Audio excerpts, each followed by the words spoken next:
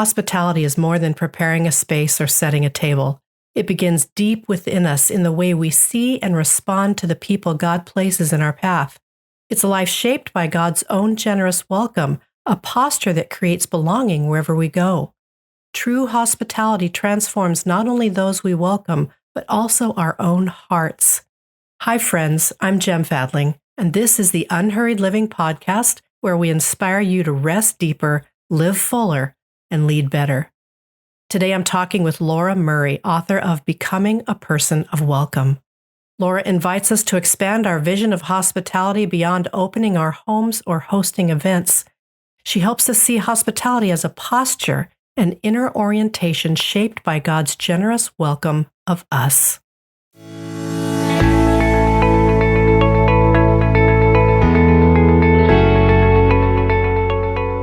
Through heartfelt stories from her Armenian heritage, her own community life, and years in church leadership, Laura Murray challenges our assumptions and helps us reframe hospitality from performance to transformation. Laura is the Director of Spiritual Engagement and Innovation at Fuller Seminary's Center for Spiritual Formation and author of Pray As You Are, as well as the founder of the Digital Silent Retreat Ministry, which offers brave and sacred spaces for people to connect with God and each other. She lives in the Dallas area with her husband and her 2 children. In this conversation, we'll explore how to develop a posture of authentic belonging, how to reflect God's own welcome in our relationships, and how to lead others into this life-giving way of being. Well, Laura, thank you so much for being on the Unhurried Living Podcast. Welcome. I'm so glad to be with you.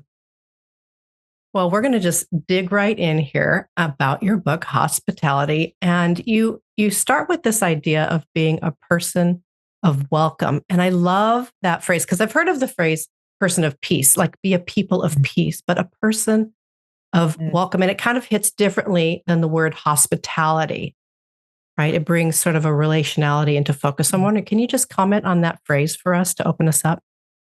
Oh, sure thing. Well, the book itself, so practically speaking, is focused on individual transformation. So being a person of welcome, that we are opening ourselves up to transformation. And then out of that are the spaces that we go to, or the spaces that we hold, or the positions that we're in, that then is taken to those places. So they go together. But I think the book is really that focus on being a person of welcome, our own transformation, so that we can then be transforming in those spaces or help those places transform. And the other thing that I think about too is that many people think about welcome and hospitality about events or entertaining, and it can be that. But we also take warmth and curiosity and care to moments. And so in order to do that, we take ourselves. So being a person that takes that step, that is really significant to me. So those are a couple things that go along with the person of welcome and that focus. Yeah, I'm really glad you started us there because you're humanizing this whole conversation then. Because again, just off the cuff, if I hear the word hospitality, I do think more of the nuts and bolts, like what tablecloth am I going to have and how many chairs and how many people and who's going to sit. You start thinking of nuts and bolts. But you're here at Unhurried Living, we're really into transformation. Mm-hmm. And so the conversation you're inviting us to is right there about who we are, right, as we're providing the hospitality. Isn't that what you're saying? Right. Yeah. Yeah. Who are we? What are we taking into this space? Whether it's a big event, whether it's in a home, or whether it's out on the street or towards a foreigner or a neighbor, like how are we carrying ourselves and how are we welcoming?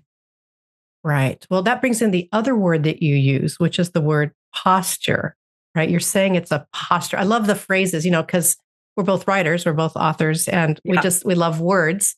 Yeah. So person of welcome. And then you bring in the word posture, right? Not program. So maybe move into this further. What does it mean to have a posture of hospitality? Yeah, thanks for that question. And I like to often compare our spiritual formation to physical formation because it's so understandable and relatable. So if you think about your own physical posture, and what you would do in order to transform that or to change that or get better at posture. You would do certain things to have a posture. And so you would, for example, be aware that you're hunching or your shoulders are right. You would be aware of what's going on. And then you would have like either the desire or not the desire to change that, right? Like maybe you want to change your posture, maybe you don't. And so then you have desire, either your desire. And I think as Christians, we need to think about God's desire, and not only God's desire, but even the longings and the needs of the people that we're called to, the communities, or even the places that we're called to, such as the foreigner and the widow and the one who needs care. And so there is a posture in desire, like learning to have that posture. And then the other thing is that practice. Like having a posture is practice. Like you have to practice sitting up straight. You have to practice strengthening your core. You have to practice all these things. And over time, it becomes your posture. And what happens is that we take that posture into the programs. So there's nothing wrong with programs. There's nothing wrong with setting things up. There's nothing wrong with tablecloth or chairs. But when that's all it is, then it's empty. When that's all that is, then it's not really, it's not as rewarding. And also it's not about the other person. And so this posture that we can strengthen, then we carry with us wherever we go. So programs aren't bad. They are good. They provide framework for us. But when they become the most important things, that's when we've lost a lot of the gifts of hospitality and welcome. And so the posture allows us to go in with strength, to go in with the things that we need to, but then it also allows us to be who the other people need us to be. Yeah, I still really do love the focus on the relationality here. One of my mentors, Chuck Miller, really drilled that in just for decades. We were thinking about church ministry, of course, and church leadership, but that idea of the people matter more than the program. And it seems very easy for us to get that upside down or backwards, right? Where maybe talk about that for a minute. Like why is it so easy for us to focus on the thing rather than the people there? Yeah, I honestly think it's a good desire. It's not a bad thing, right? When people want to set something up beautifully or get the details right or create the environment, right? That all takes work. But sometimes I wonder, and there's a few things I wonder about it, but the one thing I want to say is that sometimes being so focused on all those things like calms our own anxiety of being with people. Because being with people, you don't know how somebody is entering in. You don't know how somebody's going to respond. And so sometimes I find it as my way of going, okay, I know how to move this item. I know how to change the color, or I know how to write the invitation. Like I know all these things, and it gives me a sense of control. And then when they show up, I'm so wrapped up in the experience that I miss out on the person. And so I think people do it really well-meaning. But what ends up happening is that it's a way of, I think, for some, calming our anxiety of interacting with people. And right, the things that they'll bring up. So I was a pastor for a season, a pastor in a local church. And I just remember you could do preparation and we would go through the worship service. I mean, all the details as much as you can to make sure it flowed. And I mean, down to the minute, all that, because you were walking in and you had no idea if somebody was going to walk up to you with a crisis before the worship service started. You had no idea if somebody was going to come up to you and ask you something that threw you off. So sometimes I think it's a way to kind of prepare and calm ourselves, and it kind of goes too far, if that makes sense. Like we kind of have to pause and say, I've prepared enough. I've done what I can. And now how can I be present to the people? And so I don't know if that's helpful. I don't want to be too hard on the preparers and the, no. but I think it is a way of kind of going back to something we're comfortable with rather than entering into relationship, which can get messy. I think that there's so much wisdom in what you just said. And I think there's some invitations in there as well that maybe, because it is a both and, of course, we want to do something well. We want it to go well. We want it to serve the people well, whatever the program or the meeting is. And we would love to be present to the people. So maybe it's worth noticing, because I think a lot of people have control issues. A lot of people have anxiety issues. Maybe that's another way for us to become aware of that and to seek the support that we need inside of that so that we can, because my guess is most people who are trying to serve others actually do care about the people. Right. Absolutely. And they're inadvertently keeping themselves from being present to the very most important part that they actually care about. And so I think what you've said there is very wise. And Jem, another thing that I just thought of was that when we look in scripture and we look at the practices of hospitality, they were done in community. And I find that a lot of times when we're preparing things of hospitality or thinking about hospitality or welcome, we tend to think, okay, I've got to do this. I've got to do this. So, but imagine that you were doing it with a community of people, right? And you all did your part, but then you were all able to be present to one another. And so sometimes I think that comes into play as well, is that that there isn't this view of doing it, you're holding the space or you're entering into serving communally rather than you're kind of thinking a little bit more individually. So I think that comes into play as well. Yeah. So good. So good.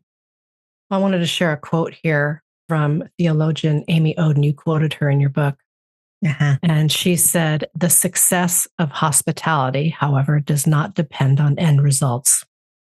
Rather, the success of hospitality is measured by the degree to which one offers genuine presence with another, to slowly enter another's world and dwell with another. I think this sort of flows nicely from the conversation we were just having. So I'd love to hear your thoughts. Obviously, you shared this, so it was meaningful to you. Yes. Yeah, it was really meaningful. And she does such great work in this. And I think this is really challenging, especially in a Western culture, because we do have the means and the resources to solve problems, to care for others, and so much more. So we should do those tangible things. And I think what happens, though, is that sometimes utility comes into play, that it's just a utilitarian type relationship, that hospitality and welcome is utilitarian. And so the quote is actually, the context of it's pushing back on this idea of utility and this idea of taking score or a tally sheet. And so if we believe that our deepest connection with another and is relational and presence, then we have a hard time with that tally sheet. We have a hard time with that utility. And so I think she really addresses those things with this quote. And so again, there is the practicality, but it always is also is this genuine presence. And it's like you can't quantify it, right? It's a quality type thing. And just this morning, I was scrolling through some social media and ran across this Harvard research study on happiness. And they've done it for, I think, 80 plus years. I mean, they've done it for a long time. And there's a study on happiness. And it said that the happiest people are those with quality relationships.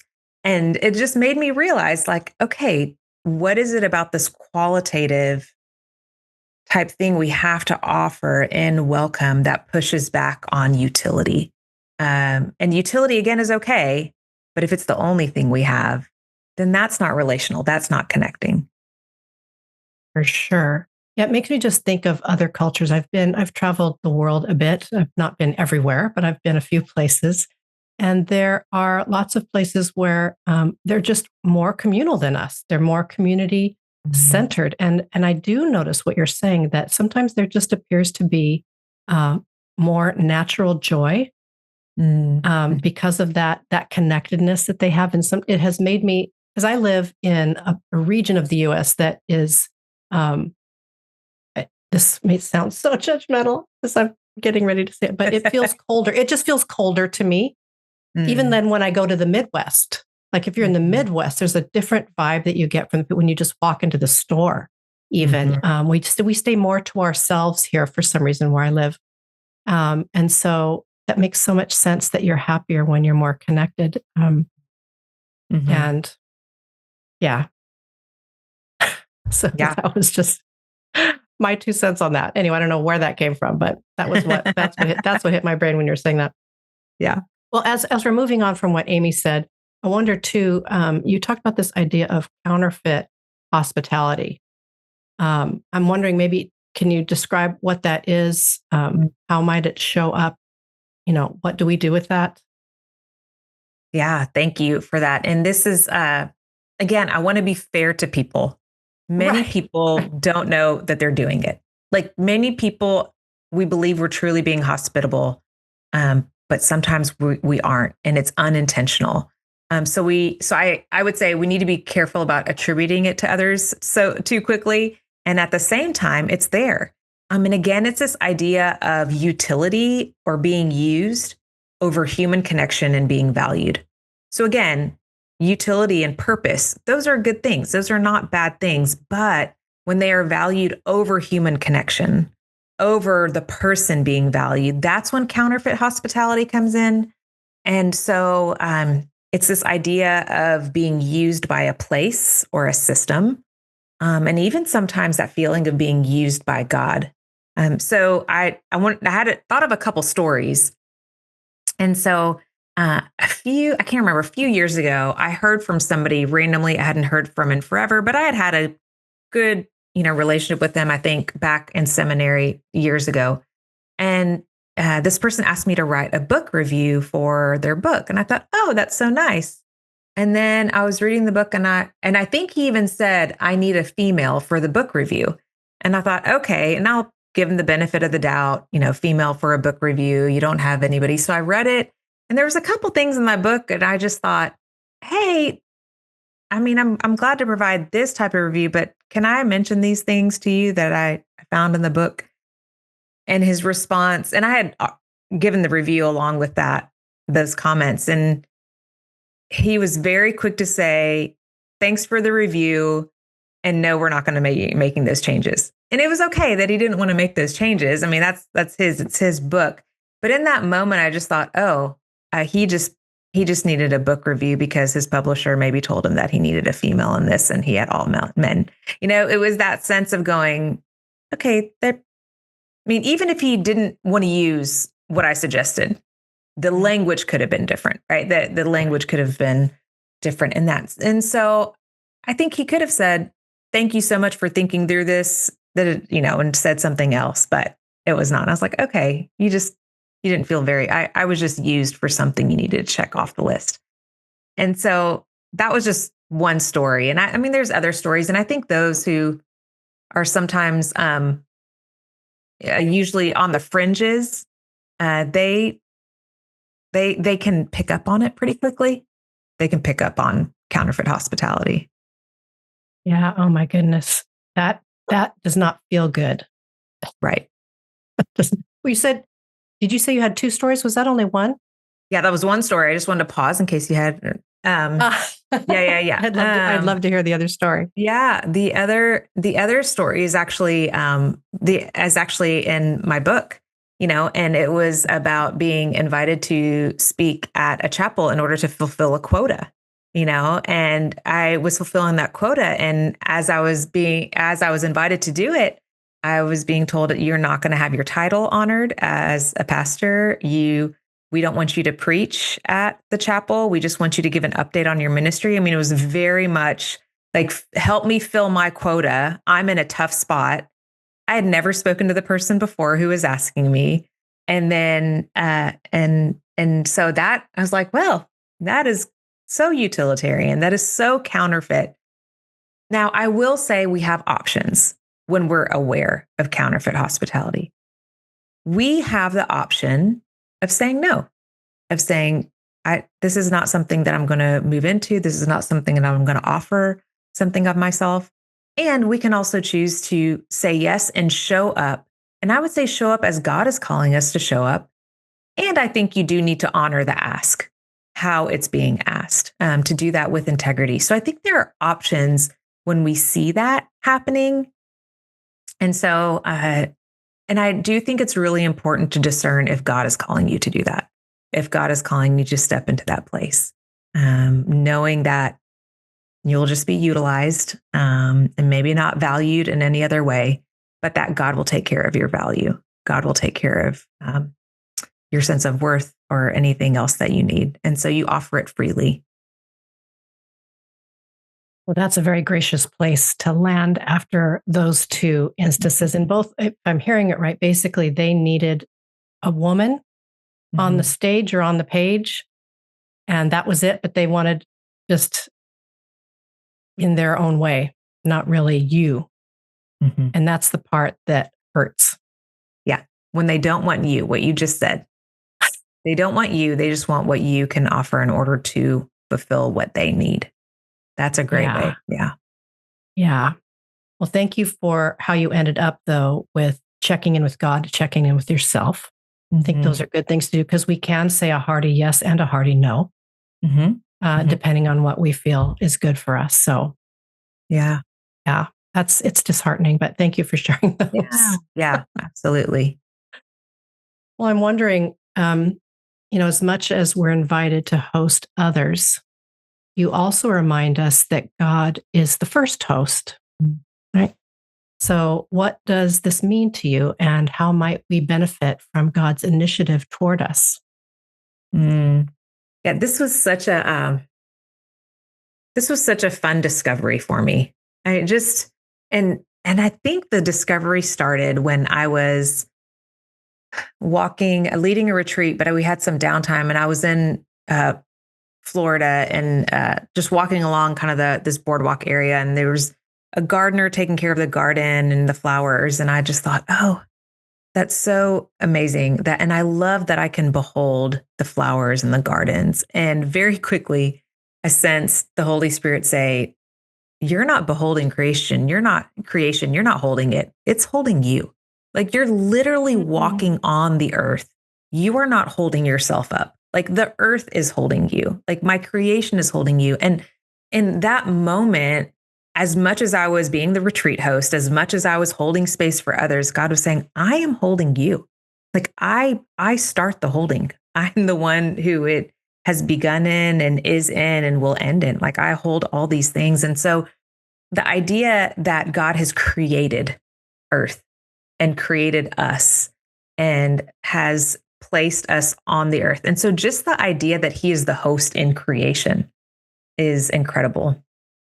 And I think the other thing that I think about is when I think about Jesus and the Lord's Supper, that he tells his disciples and us, this is the nourishment you need in order for the journey ahead. Like you need me. Like I offer this to you. And so you see that nourishment. And throughout scriptures, you constantly see God moving towards us, always moving towards us. And this kind of comes up also in some cultural things. So I grew up in the US, but my family is Armenian. And so if anybody's been in like Indo-European / some Middle Eastern culture, it's very different, like how they move towards people. And so the last 20 plus years though, have been more so in an Anglo setting. And it's very private and you don't really ask too many questions unless you really know somebody. Whereas in the Armenian culture, you offer advice, feedback to whoever. I mean, it doesn't matter who you are. Like you've known them for a minute or for years. And so it's such a different way of expressing hospitality that often in certain, or at least in the Anglo culture, you're invited. And in the Armenian culture, like you move towards, like that's just what we do. And so this idea of God as the first host and him moving towards us was such a fun discovery for me. And I was like, oh, okay. Maybe the Armenian way of doing things was not the wrong way. Yeah, isn't it so interesting how just culturally we all have so many different ways. I was just in Italy, and one of the women who came with us, we were on pilgrimage. She lives in Canada now, but she's German. And just listening to her talk about the difference between the Germans, which are even more reserved than what you would describe here in America, because she thought there were two Canadians there, actually. And both of them, I heard them talking, and they were talking about how Americans are just willing to tell you anything. And we'll just tell you all about ourselves right away. And even if they're not asked, they will tell you. And I thought that was it really depends. It's all relative, isn't it? Where you come from, what you're used to, Right. what the culture that you. Mm-hmm. But I love this idea that God is the initiator, right? Mm-hmm. God is the initiator. God is loving first. God is holding us together. James Finley talks about that a lot, about how we would not exist if God was not just literally thinking of us and holding us together, all of our cells. Mm-hmm. And I just love that idea. I think it's the basis for everything, right? To remember that we are seen and that we're known and that we're loved first. Mm-hmm. Mm-hmm. It makes me think of kind of where I wanted to head next, actually, because some of us have a hard time connecting with God, or because of past traumas, believing that God is toward us. Yeah. So maybe we could talk for a bit just about our own healing in this arena, not only in our healing with God, but, we're talking about hospitality here, being a person of welcome.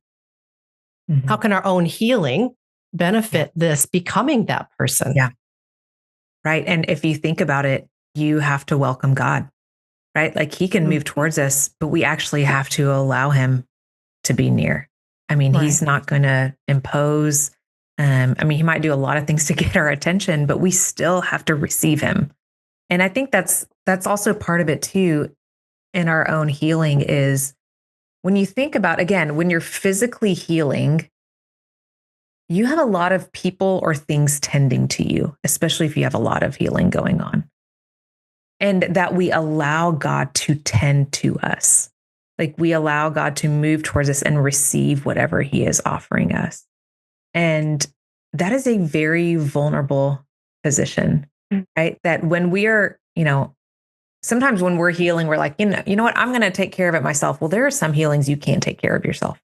There's a cut. Sure, you can go put medicine on it and get a Band-Aid. Okay. But some of those bigger things, like we cannot do that ourselves. And so there is this vulnerability and this trust to allow God to move towards us and see his grace, find his faithfulness. And so I think it's very brave to engage and allow God to heal us. I know that sounds strange, but I do think it's very brave because it's very vulnerable.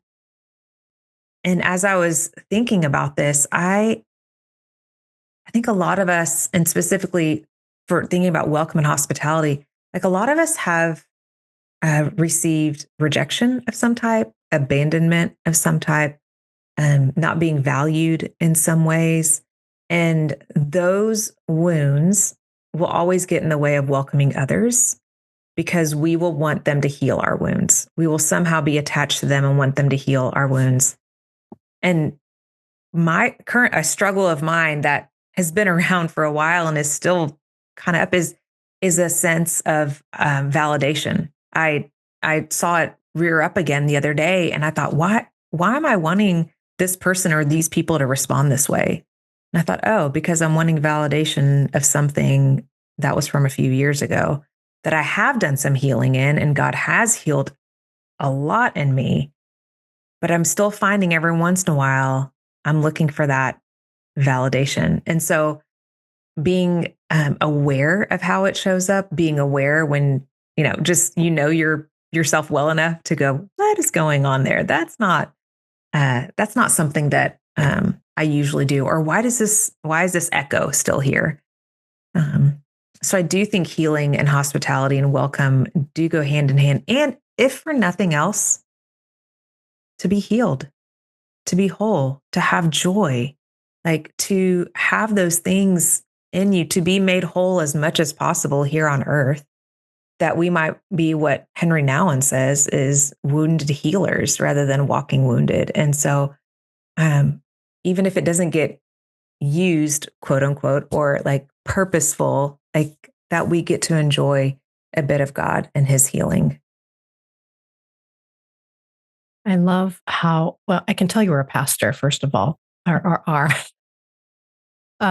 There's a lot of pastoral art here that's coming through. I mean, we may be talking about hospitality and becoming a person of welcome, but you really are sharing with us things that are in the vein of what you're trying to get across, which is about, you and your own transformation and your own ability to welcome.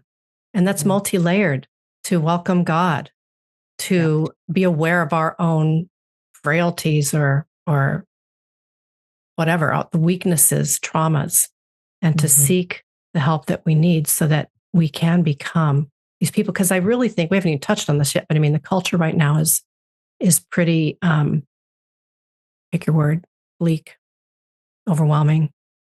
And people of peace, people of welcome, people of discernment or wisdom or presence, right? And isn't that kind of what you're talking about here, the kind of person you are?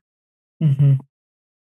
Yeah, as we gathered for a book launch party, which was so fun. And what I offered the group that was there, it was 3 things. And one of those things that I offered was being a person of welcome or connection or curiosity, like all those things that go into truly welcoming the person, even if it's just for a moment, does a healing in them. So these small moments can do healing in us, and these larger moments can create healing in us. And so I think in our world, that is the words you used, and very fragmented, and people are looking for reasons to be more fragmented. Not everybody, but some are. To be able to push against that in a way that that loves another, that cares for another, to be able to push back on that and say, here's how we are human together. Here's how we are related to one another. Here's how we are connected to one another. And rather than here's what's different about us and here's what I'm going to use you for, or I'm just going to use you to move to my next platform, or whatever is bigger and greater. And so I think there's a lot of mending that can happen in these moments of welcome. Yeah, for sure. Well, moving from, our own healing, we're kind of headed there anyway, just talking about other people's suffering. Yeah. What about the holy hospitality that we might offer? We're seeking our own healing in that, but there's a lot of people around us. Can you encourage us a bit on how we can hold space for the people around us in that way? Absolutely. First of all, you probably already are in ways that you don't even realize. So just want to encourage that you probably already are in ways that you don't even realize. And so just keep on growing in that. So some ways of growing in that, because I'm going to assume that those listening are already doing it in some way. And so we do have a really beautiful community in Unhurried Living. They are very heart forward and very helping others oriented. Yeah, I love that. I love it. And I'm going to quote Parker Palmer, and then I'm going to kind of break down a few things. This quote that I love, that I use all the time, it's from his book, Let Your Life Speak. And he says, one of the hardest things we must do sometimes is to be present to another person's pain without trying to fix it, to simply stand respectfully at the edge of that person's mystery and misery. Standing there, we feel useless and powerless. In an effort to avoid those feelings, I give advice which sets me, not you, free. So as I've reflected on that quote, I and lived out some things and watched others grow in this. One thing I would say is continue to learn to sit with your own discomfort. Just sit with your own discomfort, and allow it just to be. Talk to God about it, talk to others about it, but sit with it, and get used to it, I guess is the best way to say it. The other thing I would say is learn to sit without answers. One practical way of doing this, and I've done this with my son before, we were sitting there talking and we had a question, just a general question that came up. It wasn't anything significant. And he immediately went to his phone to look up the answer. And I'm like, no. Let's try for the next hour to have a conversation and have questions and not go looking for the answer. And so that, just to even practice not getting an answer right away. I also think of this when you have medical tests done or a possible diagnosis and the doctors all say, don't go Google it. And we all go and Google it, right? Just wait, just wait, and how uncomfortable that is, right? Just to sit with that unknowing. So that's another way to do it. And I think the third way is learning yourself.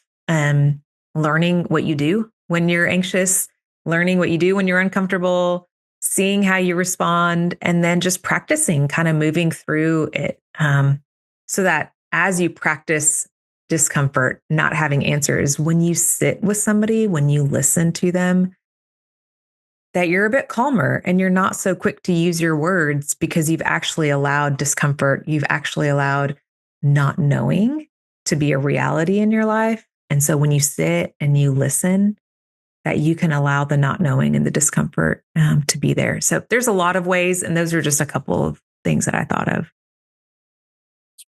Really, really good, because it is hard to not, it's hard to wait. Yes. It's hard to listen. It's hard to be patient. I mean, all of those things. All those things. Yes. All of the things.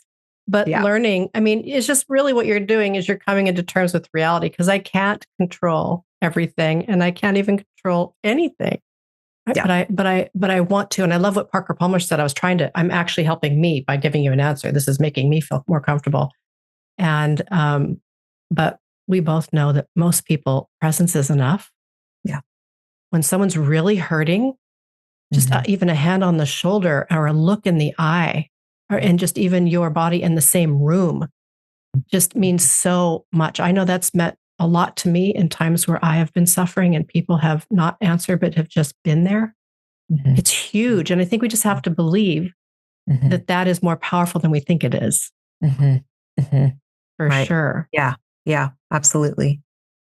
So I wonder, we've been talking about leaning in toward things here, but I'm wondering maybe as we're moving toward a close here, can you talk a little bit just about boundaries? You have a chapter in there on boundaries, and it's still important to have that conversation. We're talking about hospitality.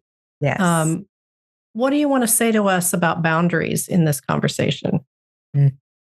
Yeah, it can be a tricky thing to talk about with welcome and hospitality.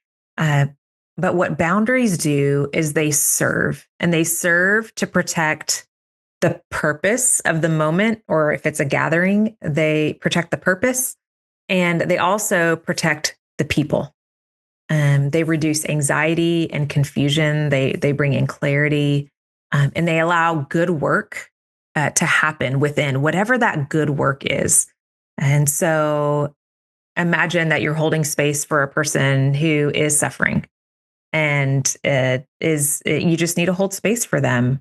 Well, you didn't put on the boundary of turning off your phone, or you didn't put on the boundary of something else that would. So those are the type of boundaries, right? You're protecting that space for whatever that work is that needs to happen. So it protects the people and the purpose, which you're going in to want to love them and care for them. And so it doesn't get in the way of that purpose. And the other thing that I would say to that is something actually not I'm going to say, Caroline Westerhoff is going to say in her book, and I'll quote this. And she says, predictable and consistent boundaries of time, place, and all the rest serve to reduce anxiety and confusion in any given system, whether class, family, or church. They help to establish an environment in which tough and difficult work can go on, work for which the outcome is less than certain. So she imagines that this work of hospitality and welcome, there is something happening there that's really important and really significant. And so if these interactions, we imagines that something good and significant is happening, then we want to make sure that that work happens. And so it's not a fleeting hello, or it's not where I live, it's hi, how are you? Is yes, I'm fine. I mean, that's the answer, question answer that goes along, but it's truly sitting with that person. So boundaries really help to decrease anxiety. They really help to protect the purpose and the people there. And again, admittedly, they can get tricky, but for the most part, they are so helpful. They are so helpful to the work of welcome and hospitality. Basically, what you're saying, when you say a yes, there are multiple no's that go along implicitly then. Wow. Yeah, that's a great way of saying it. That's a great way of saying it. Yeah. And I love that you brought up the idea of focus. We are easily distracted, and the boundaries that you're talking about are, I guess, parameters then that we're setting up around the space so that what's happening here is that sacred space that we want to provide. Yeah. Yeah. Absolutely. So good. Well, I'm wondering, Laura, is there anything that I didn't ask you that you would love to say to us? Is there any last words of encouragement in this arena, or just anything that you'd love to share with us on this topic? I'd love to hear. Yeah, thank you for that. Yeah, I know we went to some depths and some stories. It was really good. I feel like we could talk about it even longer. Yeah. And my hope is, and I would say this from the book and even some of the work that I do, my hope is to open up our imaginations for what can be, and so opening up our imaginations to what welcome can be, to what hospitality can be, to what healing can be, to what we might be as a culture, because there's so many pictures out there of what it is and what we don't want it to be. And so my hope is that through the work, you're opening up your imagination to what God might have. And God has a really big imagination. And so that's really my hope for you. Thank you. Thank you so much. Well, the book is called Becoming a Person of Welcome. And even the title itself is formational and invitational and relational. And so I love the title, and I want to thank you for that. So maybe before we sign off here, maybe tell us how people could find you online or get your book, or any way that they could connect with you, learn from you. Yeah, absolutely. So the book is available on Amazon. And so, you can go there for that. Also on IVP. And it'll be on Goodreads as well. And there's an audio version for those of you who like to listen. There'll be an audio version as well. And then my website is simply laurabmurray.com. So you can find all the things there on the website as well. Wonderful. Well, until you do those retreats, right? Are you still doing the digital silent retreat? Tell me about that. Yes. Still doing the retreats.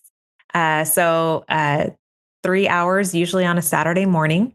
And you come into a community and we meet one another on Zoom.